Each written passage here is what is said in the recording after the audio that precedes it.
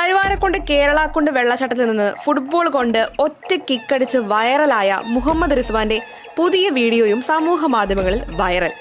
ആദ്യമിറക്കിയ video ഏകദേശം 494 million പേരാണ് ഇതിനോടകം കണ്ടുകഴിഞ്ഞത്. ഇതോടെ ഇൻസ്റ്റഗ്രാമിൽ ലോകത്തെ ഏറ്റവും കൂടുതൽ കാഴ്ചക്കാർ വീക്ഷിച്ച വീഡിയോ ഈ മലപ്പുറംകാരൻ്റെതായി.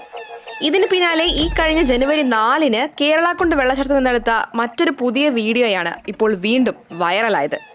ഒരു കൈയിൽ വെള്ളച്ചാട്ടത്തിൽ നിന്ന് പന്തും മറുകൈയിൽ ടാലന്റ് സർട്ടിഫിക്കറ്റും പിടിച്ചു നിൽക്കുന്ന പുതിയ വീഡിയോ ഇതിനകം ഇൻസ്റ്റഗ്രാമിൽ കണ്ടുകഴിഞ്ഞത് 71.3 മില്യൺ പേരാണ്.